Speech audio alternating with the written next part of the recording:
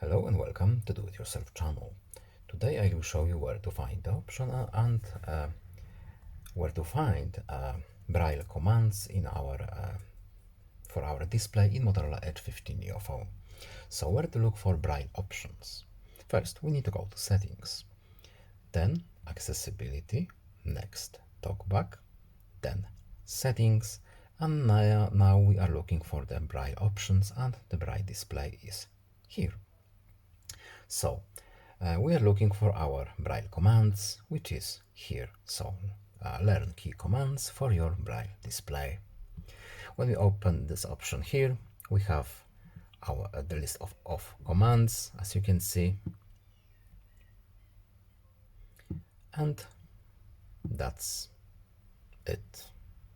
So I hope this video was helpful to you. Please leave a like and subscribe. Have a nice day and see you in the next video. Goodbye.